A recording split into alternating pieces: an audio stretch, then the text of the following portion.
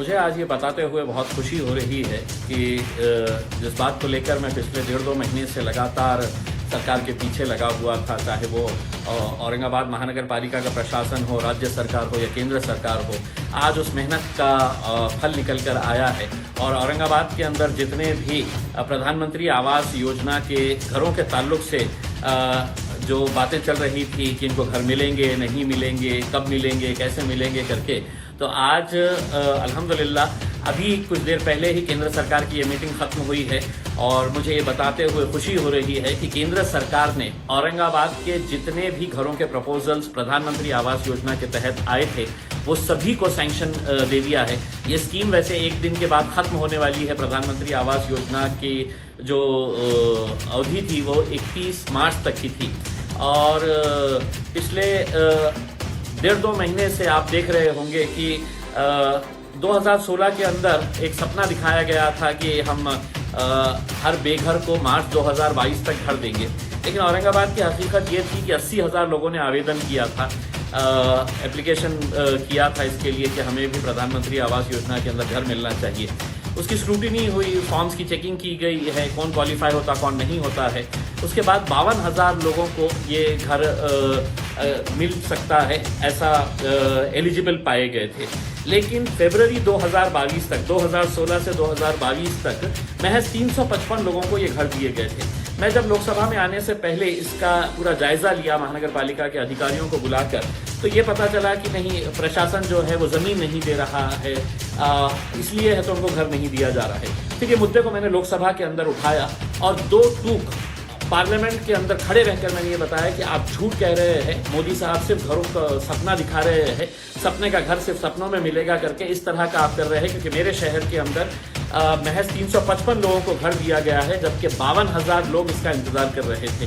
फिर मैं central government की अर्बन डेवलपमेंट कमेटी का भी, स्टैंडिंग कमेटी का सदस्य होने की वजह से, बहुत पावरफुल कमेटी होती है, उसमें भी ये मुद्दा मैंने पकड़ा और लिटरली वहाँ पे पूरे अधिकारियों के साथ एक लड़ाई लड़ी।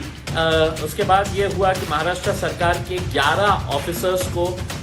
दिल्ली बुलाया गया और उनसे पूछा गया कि क्यों नहीं दी जा रही है। आखिरकार राज्य सरकार ने कहा कि नहीं, हम 15 दिन के अंदर हम ज़मीन अलॉट कर देंगे करके। वो ज़मीन हमने किसी तरह से औरंगाबाद के अंदर हासिल की, फिर उसका DPR तैयार हुआ, फिर वो राज्य सरकार के पास गया, राज्य सरकार ने उसकी पूरी चेकिंग की और उसके बाद ये केंद्र सरकार में आया। पिछले हफ्ते ये केंद्र सरकार के अर्बन डेवलपमेंट की मीटिंग के अंदर था तो वो रखा नहीं गया, ये कहकर कि ये बहुत देर हो चुका है। लेकिन फिर उसके बाद मैंने है तो केंद्र के जो मंत्री है urban development and housing, Hardeep Singh Puri, उनसे पर्सनली मैंने मुलाकात की और उनको ये बताया कि अगर किसी अधिकारियों की वजह से अगर ये गरीब लोगों का घर नहीं मिल रहा है तो वो गरीब लोगों का क्या कसूर है करके।